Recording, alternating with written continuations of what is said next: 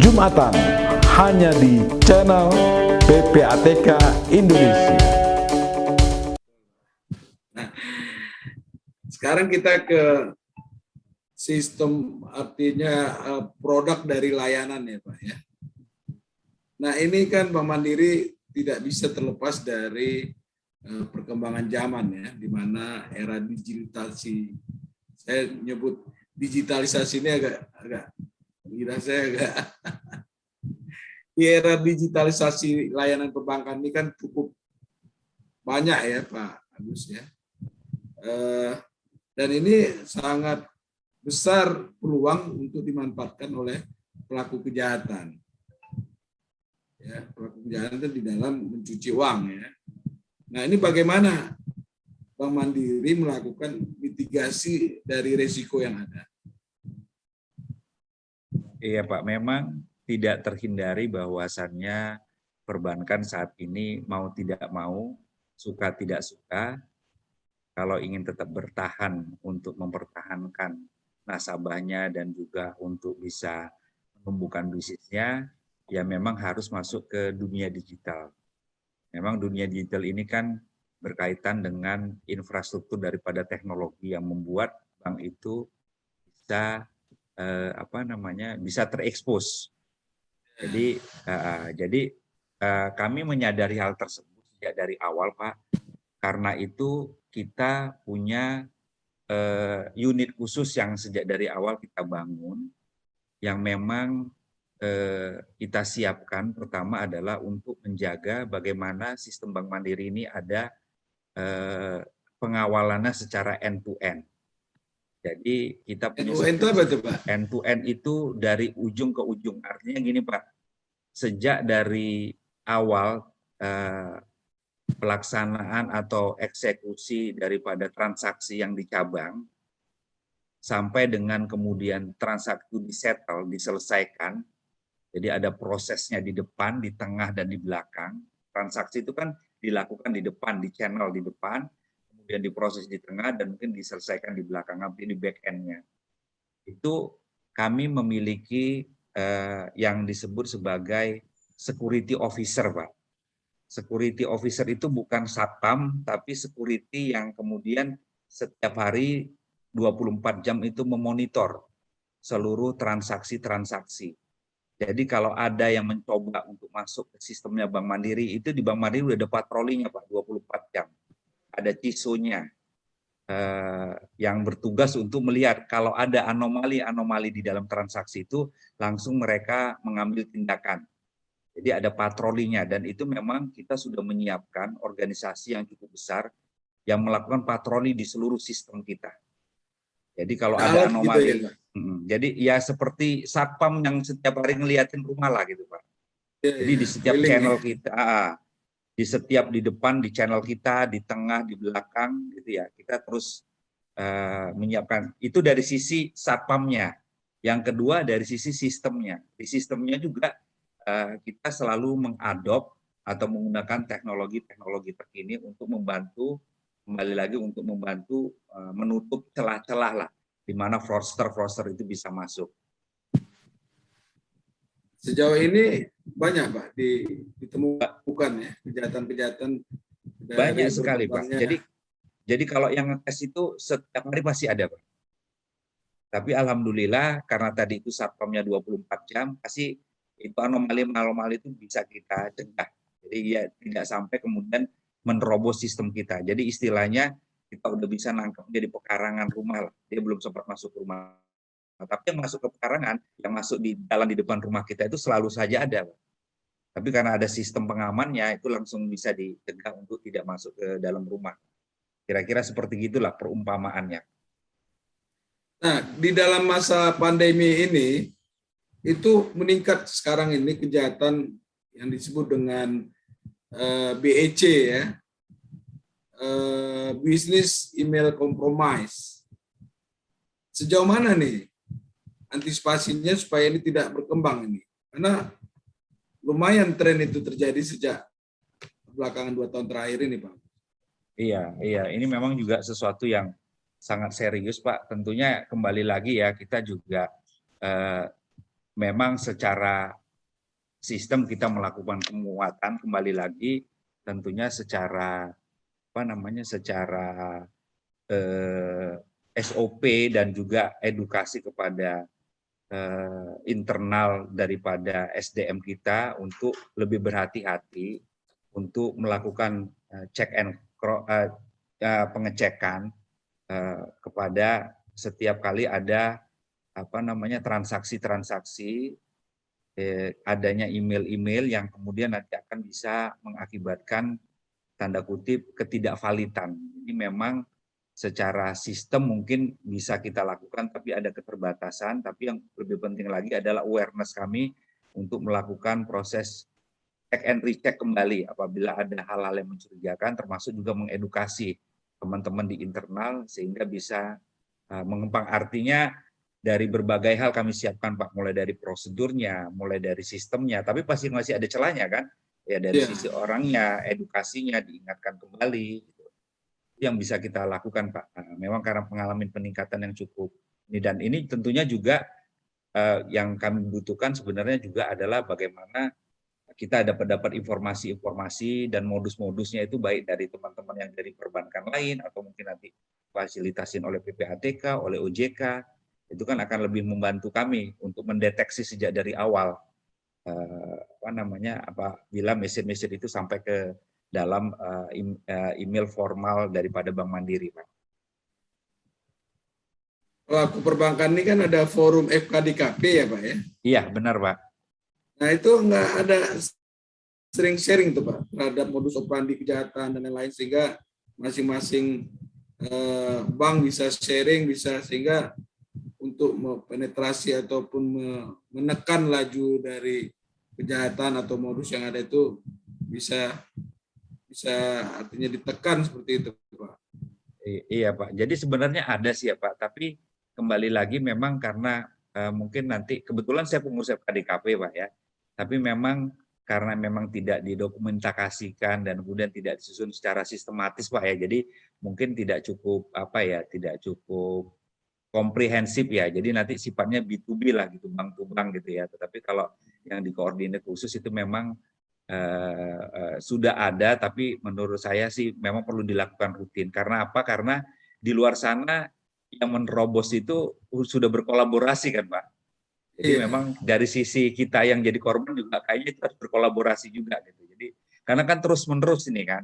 Jadi ada sih dari FKDKP, tapi mungkin nanti kami dorong untuk pertama bisa lebih rutin lagi. Yang kedua bisa didokumentasikan dengan baik. Yang kemudian bisa di-spreading atau bisa disebarluaskan juga di seluruh anggota dengan lebih menyeluruh gitu. Jadi selama ini memang belum ada hostnya ataupun adminnya yang mengumpulkan itu, membuat kategorisasi, kemudian menyebarluaskan. Nah itu mungkin nanti dari FKDKP bisa mengambil inisiatif untuk melakukan itu. Kadang-kadang jangankan untuk di-share, kadang-kadang kita sendiri pun ini belum cukup kuat, masih butuh perbaikan dalam sisi dokumentasi. Dan ini kemarin kami dapat angka untuk untuk FIR kami cukup tinggi, Pak. Tapi dari seluruh itu ada satu hal yang kemudian kami temukan bahwa itu skornya jelek. Satu hal itu aja. Padahal kalau angka totalnya kami cukup tinggi, boleh dikatakan paling tinggi di antara bank yang lain gitu, yang 4 itu. Tapi kemudian ada satu hal, dan ternyata saya cek ke teman-teman yang lain juga ada satu item yang kita itu kurang. Bahkan nilainya jelek banget gitu. Apa itu?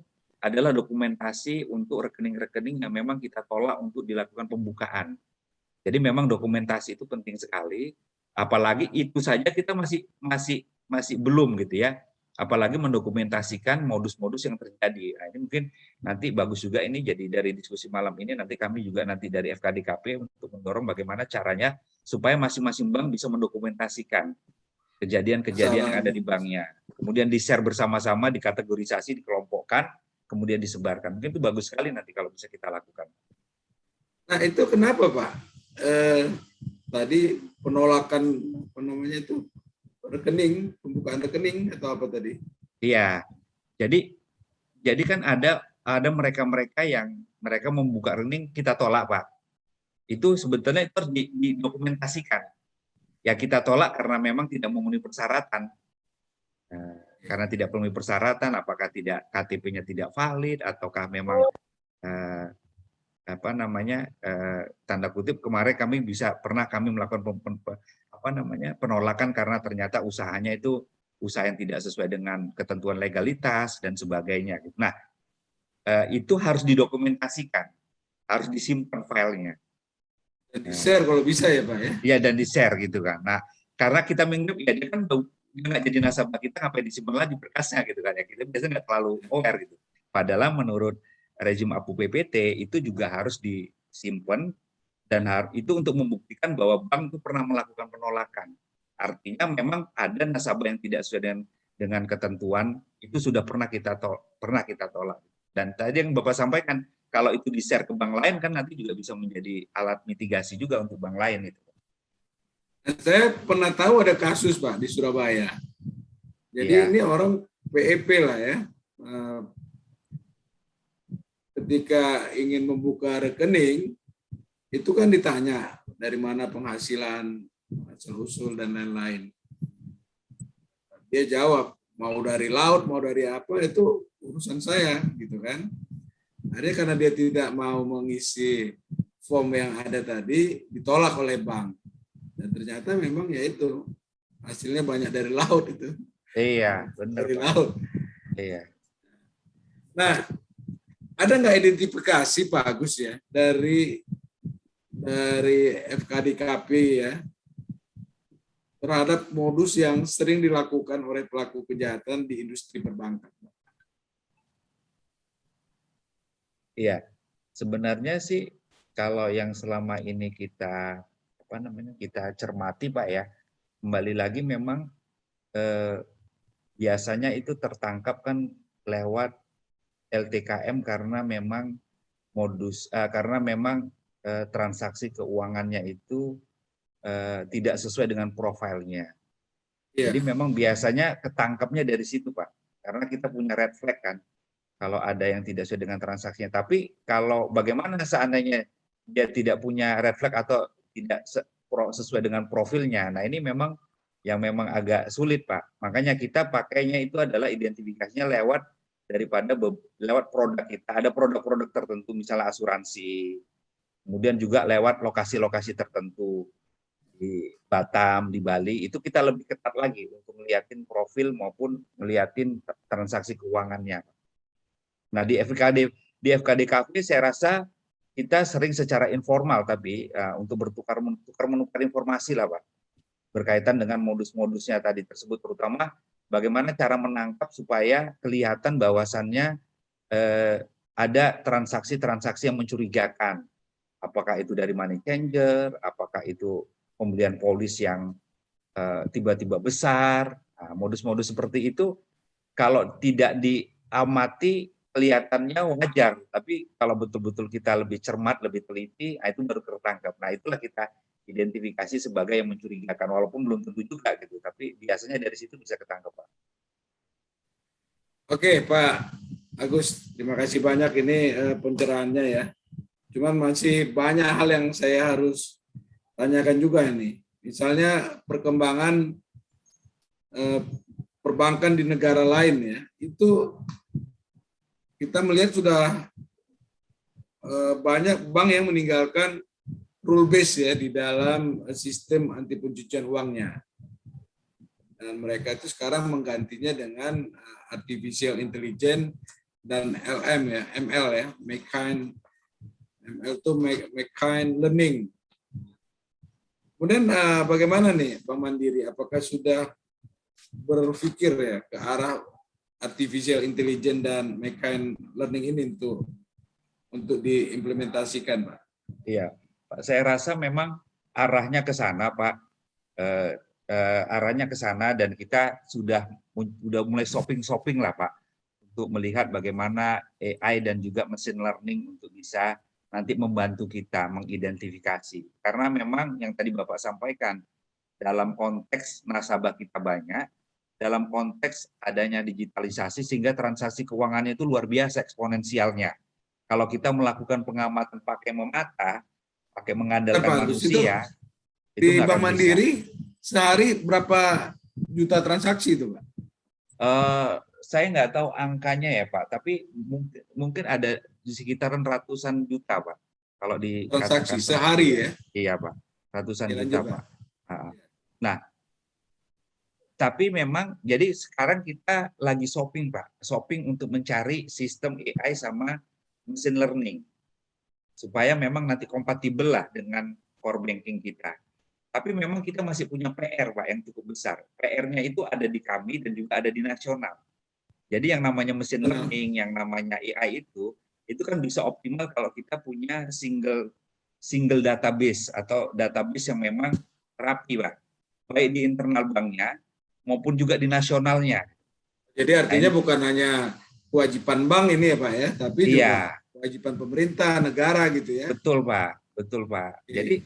Jadi bayangkan misalnya kalau saya punya single identity yang nanti ini secara nasional bertransaksi di mana saja di luar bank pun untuk yang lain itu terdetek dengan baik. Nah, itu kan akan bisa menjadi AI saya nanti di bank itu bisa memahami oh orang ini transaksi di sana, transaksi di sini. Sekarang aja kita untuk mendapatkan beneficial owner aja kesulitan. Karena apa?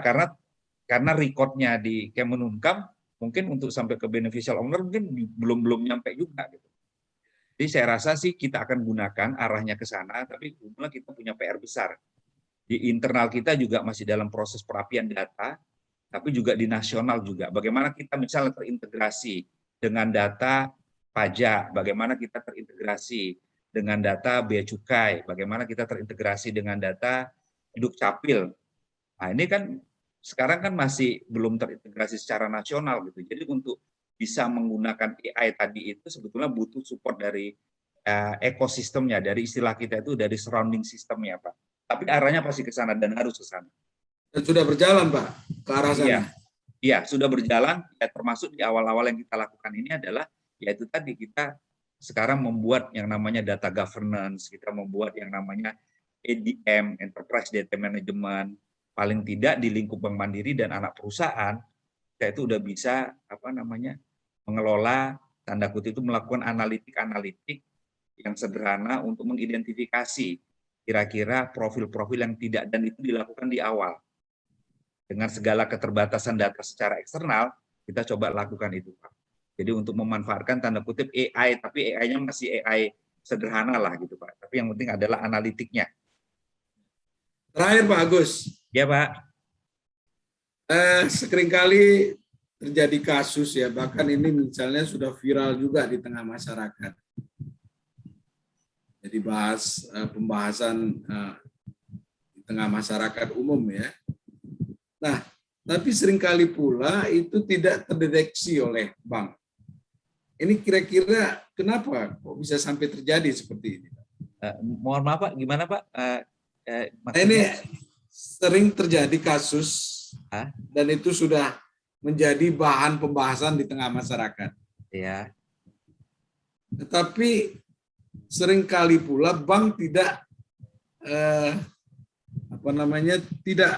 tidak terdeteksi oleh bank. Ini kenapa kira-kira? Saya coba atau gini Pak, saya kasih kasus yang real lah ya. Iya. Misalnya kasus Akiditio gitu ya. Ini kan berminggu-minggu sudah dibahas di tengah masyarakatnya ya. Tetapi bank-bank itu tidak mendeteksi keadaan-keadaan seperti ini. Itu bagaimana tuh? Kenapa sampai bisa terjadi seperti itu? Jadi memang kalau boleh saya sampaikan Pak, kasus-kasus itu kan sangat beragam sekali Pak ya. Iya, pertama kalau kasus yang sifatnya pencucian uang, memang kan bank tanda kutip kita punya keterbatasan selama dia profilnya itu transaksi keuangan sesuai dengan profilnya, kita kan juga tidak bisa mengambil kesimpulan bahwa ini LTKM misalnya seperti itu. Kalau untuk kasus pencucian uang, satu. Yang kedua, contoh lagi, misalnya PEP Pak ya. PEP itu kan dinamis sekali misalnya. Orang naik menjadi pejabat, orang kemudian jadi anggota dewan, itu kan dinamis sekali. Sementara kami kan tidak punya akses ke data nasional, karena mungkin data nasional juga PEP nggak ada. Maksudnya bukan tidak ada, tidak terupdate selalu kan Pak. Jadi kita punya keterbatasan, itu yang kedua. Kemudian yang ketiga, ada kasus-kasus yang sebenarnya itu tidak related kepada bank. Tetapi karena dia via bank, dianggap bank yang punya kewajiban, walaupun ini tidak terkait dengan pencucian uang. Contohnya begini Pak, ada orang membeli kredit, ada orang mendapatkan kredit perumahan. Kemudian developernya lari. Tapi karena dia mendapat kredit dari bank, dia komplainnya kepada bank. Itu kan sebenarnya komplain harusnya kan kemana ke developernya gitu. Jadi kadang-kadang ada case juga yang sebetulnya itu karena transaksi lewat bank, tapi end usernya ataupun produknya bukan bank, bank tetap diminta pertanggungjawabannya yang menurut kami itu juga kurang pas. Dan yang tadi itu kita juga nggak bisa memahami profilnya, kan kadang-kadang kita juga tidak tahu karena memang dari sisi transaksinya itu wajar-wajar saja, biasa saja, tapi memang kembali lagi keterbatasan data-data eksternal itu tentunya begitu. Kalau seandainya kemudian terdeteksi misalnya oleh pihak berwajib dan itu kemudian masuk di media massa, pasti kami akan mengambil tindakan-tindakan yang diperlukan. Terima kasih Pak Agus sudah banyak memberikan edukasi, pemahaman, pencerahan kepada Sobat PPATK. Sobat PPATK, kita jumpa lagi di Jumatan. Jumpa PPATK Pekanan.